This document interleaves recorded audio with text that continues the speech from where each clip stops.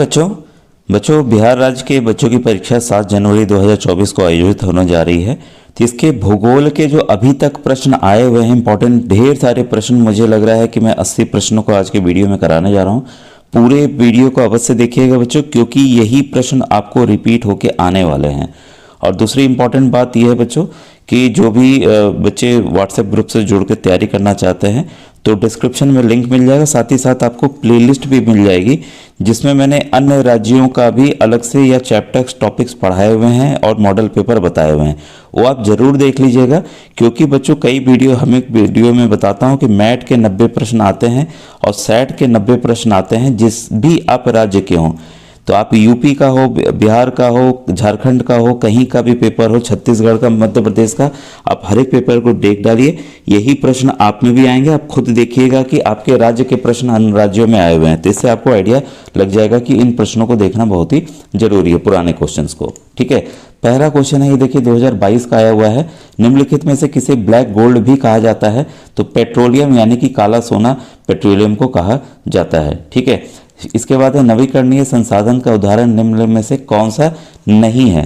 तो ये नहीं है पूछ रहा है, तो इसको हम लोग नवीनीकृत मतलब फिर से नहीं पा सकते। तो देखिए सौर ऊर्जा लगातार है, पवन लगातार मिलता रहेगा, बायोगैस मिलता रहेगा, कोयला सीमित है जमीन के अंदर। ठीक है, तो यही बच्चों ऑप्शन सही है, option number C. Question number 3 अब आपके सामने, निम्नलिखित में से ऊर्जा का गैर पारंपरिक स्रोत है? ये 2017 का प्रश्न है, तो ये है बच्चों सौर ऊर्जा। ठीक है, इसके बाद है चूना पत्थर है। तो जो चूना पत्थर है वो बच्चों एक तरह का औषधि चट्टान है, ये भी 2017 का आया हुआ है। ये भी देखिए 2017 का प्रश्न है। पेट्रोलियम खनिज पाया जाता है। बच्चों ये बता दें, ये जिस बुक से मैं पढ़ा रहा हूँ ये राघव प्रकाशन की बुक है, तो इसमें मैं भी ऑथर हूँ, साथ में जो सागर सर हैं बिहार के वो भी उसमें एज ए ऑथर हैं। ठीक है, तो ये किताब ऑनलाइन भी उपलब्ध है फ्लिपकार्ट पे। आप NMMS राघव प्रकाशन बिहार बुक लिख देंगे तो आ जाएगा बच्चों। ठीक है, इसके बाद है इसमें देखिए क्वेश्चन नंबर 5, पेट्रोलियम खनिज पाया जाता है? तो ये पाया जाता है बच्चों परतदार चट्टान में यानी कि औषधि चट्टान में। इसके बाद है बच्चों धात्विक खनिज पाई जाती है? तो जो धात्विक खनिज है वो बच्चों आग्नेय चट्टान में पाई जाती है। इसका ऑप्शन नंबर ए बच्चों सही है। विश्व में से कौन सा देश तांबा के उत्पादन में अग्रणी है? ठीक है, तो ये बच्चों तांबा सबसे ज़्यादा चिली में होता है। ठीक है, ये दक्षिण जो अमेरिका, साउथ अमेरिका कॉन्टिनेंट है उस पर चिली पाया जाता है, चिली देश है वहाँ पर। ठीक है, कौन सा देश पेट्रोलियम का सबसे बड़ा निर्माता है? ये देखिए 2019 का क्वेश्चन है। ठीक है, तो सबसे बड़ा निर्माता बच्चों कुवैत है। ये देखिए बदलता रहता है प्रोडक्शन के हिसाब से, लेकिन जो ये ऑप्शन है उस हिसाब से ऑप्शन नंबर ए बच्चों यहाँ सही है। इसके बाद है जिस कृषि में किसान मुख्यतः अपने परिवार की पूर्ति के लिए खेती करता है उसे कहते हैं? तो आइए इसके ऑप्शंस को देखें। 9th वाले के उसको बच्चों कहते हैं हम लोग निर्वाहक कृषि। ठीक है, इसके बाद है ये देखिए 2019 का क्वेश्चन आया हुआ है, निम्नलिखित फसलों में से कौन बागानी फसल नहीं है?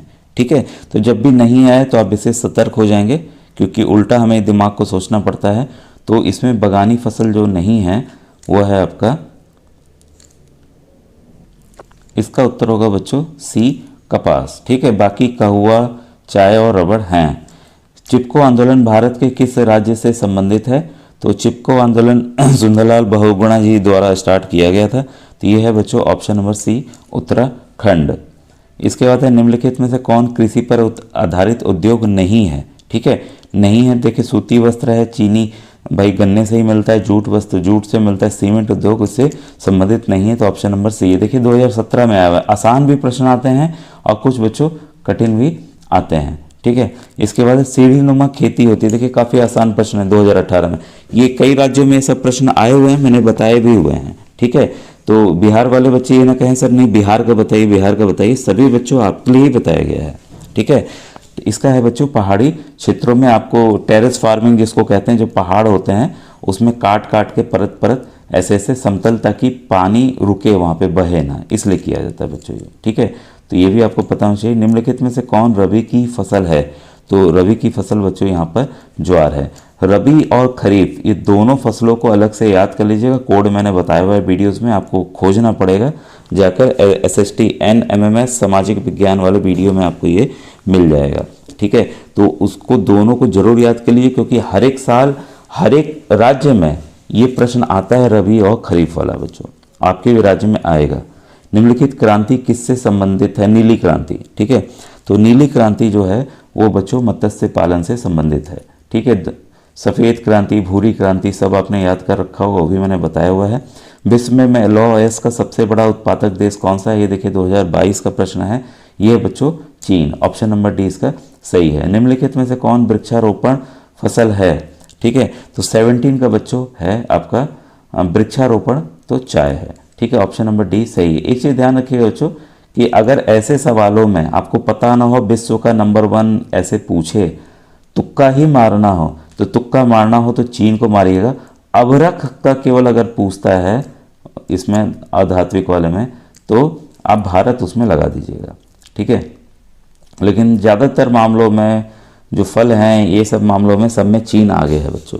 ठीक है, महाराष्ट्र एवं गुजरात में सूती वस्त्र उद्योग व्यापक रूप से वितरित है क्योंकि, देखिए 2019 का प्रश्न है ये।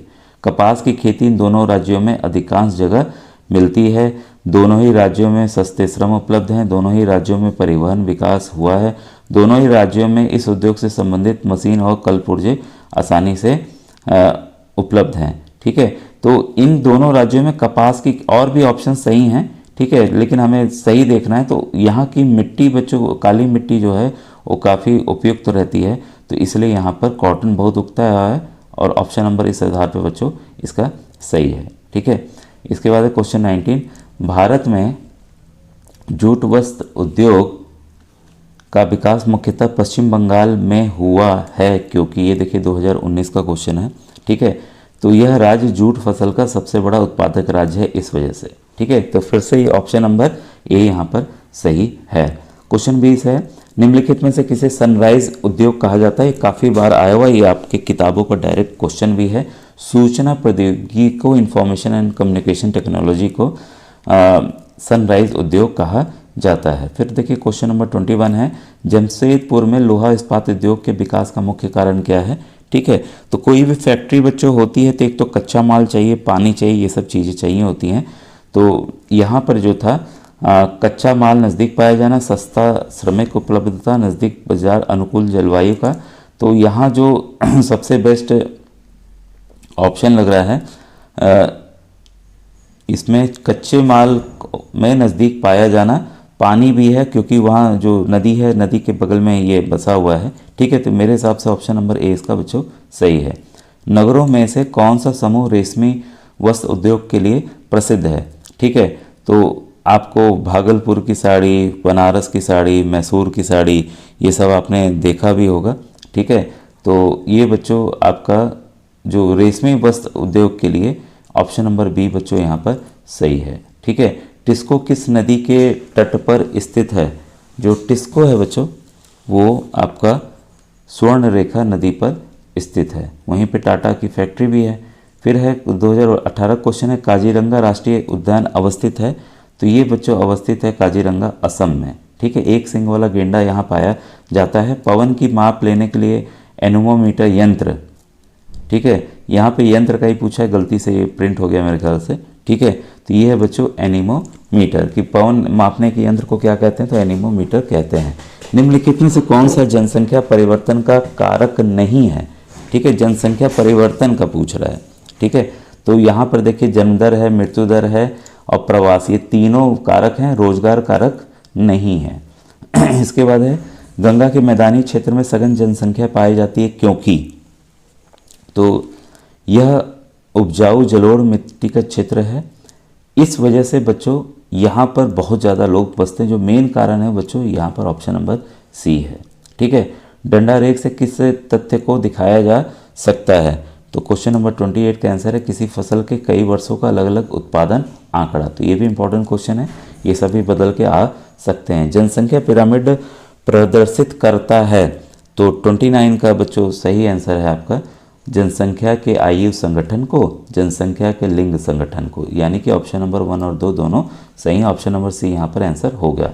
एशिया के किस देश में चावल और मछली प्रमुख भोज्य पदार्थ हैं? तो इस क्वेश्चन का बच्चों जो आंसर है वो है ऑप्शन नंबर बी। यहाँ पर चावल और मछली मैक्सिमम खाया जाता है बच्चों।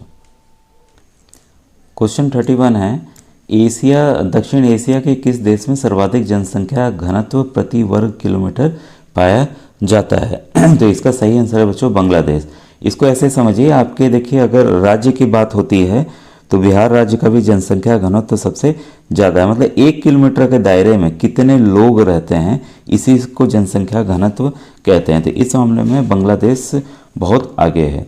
फिर सुपीरियर झील को ह्यूरोन झील से मिलाने वाली नहर कौन सी है? देखिए अभी सवाल मैंने बताया था कि मीठे पानी की सबसे बड़ी झील कौन सी है, तो सुपीरियर झील है। तो इस तरह से भी इसको याद रखिएगा, लेकिन इन्होंने काफ़ी अंदर का ये क्वेश्चन पूछा है, तो यह बच्चों सू नहर जोड़ती है। ठीक है, क्वेश्चन नंबर 33 पे आइए। क्वेश्चन 33 आपके सामने, कौन सी नहर अंतर्राष्ट्रीय व्यापार हेतु अटलांटिक महासागर को प्रशांत महासागर से जोड़ता है? ये काफ़ी इंपॉर्टेंट प्रश्न है, 2019 का है। तो ये बच्चों पनामा नहर। महात्मा गांधी सेतु निम्नलिखित में से किस नदी पर स्थित है? तो ये है बच्चों आपका गंगा नदी पर। ठीक है, तो ये तो जानते ही होंगे आप। इसके बाद है सलाल जल विद्युत परियोजना अवस्थित है। तो जितनी जल विद्युत परियोजनाएं बहुत इंपॉर्टेंट होती हैं बच्चों, ये जम्मू और कश्मीर पर हैं। ठीक है, भूमंडलीय उष्मीकरण का मुख्य कारण क्या है? तो इसका मुख्य कारण बच्चों यहाँ पर जो भी ऑप्शंस हैं वो है आपका कार्बन डाइऑक्साइड सबसे ज़्यादा रिस्पॉन्सिबल है। कौन सा ग्रह सूर्य के सबसे निकट है? तो जानते हैं आप बुध ग्रह। ये स्थिति वाले पे काफ़ी प्रश्न आते हैं, जितने में हमारे ग्रह हैं आप नंबर वाइज याद कर लीजिएगा, कौन कितने दूरी पर है, साथ ही साथ साइज में भी कौन सबसे बड़ा है, उसके बाद छोटा कौन है, इस पर भी प्रश्न बच्चों आ रहे हैं। ये मैंने वीडियोस में बताए हुए हैं, इसके लिए आपको प्लेलिस्ट से जाकर वीडियोस देखने पड़ेंगे। क्वेश्चन नंबर 38 का है, प्राथमिक क्रियाओं का उदाहरण नहीं है। कृषि है, खनन है, पशुपालन है, बैंक तृतीय है बच्चों। ठीक है, ऑप्शन नंबर डी इसका सही है। किस खनिज को काला सोना कहा जाता है? अभी जस्ट हमने देखा, देखिए रिपीट भी हुआ है, पेट्रोलियम को कहा जाता है। ठीक है, इसके बाद है निम्नलिखित में से कौन मृदा निर्माण का कारक नहीं है? तो जलवायु है, समय है, मृदा टेक्सचर है, कार्बनिक पदार्थ नहीं है। इसके बाद है सूर्य के चारों तरफ पृथ्वी के भ्रमण अर्थात गति को जाना जाता है, तो इसको बच्चों परिक्रमण जाना जाता है। ठीक है, बालू पत्थर से किस रूपांतरित चट्टान का निर्माण होता है? तो ये बच्चों क्वार्ट्जाइट का होता है। ये इंपॉर्टेंट प्रश्न है। ठीक है, ऋतु चक्र का कारण क्या है? तो जो सर्दी, गर्मी, बरसात, इस समय देखिए सर्दियाँ स्टार्ट हो गई हैं, इसका मुख्य कारण पृथ्वी का परिक्रमण है। ठीक है, इसके बाद है बच्चों, इसमें वायुमंडल की प्रधान गैस कौन सी है? तो आप सबको पता है कि नाइट्रोजन है। ठीक है, कितना प्रतिशत है जरा कमेंट सेक्शन में लिखकर बताइएगा। इसके बाद द्वितीय नंबर की कौन सी गैस है ये भी बताइएगा। विश्व में कितने महाद्वीप हैं? काफ़ी बार आया हुआ है, देखिए काफ़ी बार आया हुआ है, कई राज्यों में आता है। कुल बच्चों 7 महाद्वीप हैं। प्राकृतिक पर्यावरण का सबसे महत्वपूर्ण घटक है, तो ये सबसे महत्वपूर्ण जो घटक है पर्यावरण का वो बच्चों वन है, जो कि फेफड़े भी कहा जाते हैं पृथ्वी के, क्योंकि वो गैसों को साफ करते हैं। पर्यावरणीय का निम्नीकरण का प्रमुख कारण क्या है?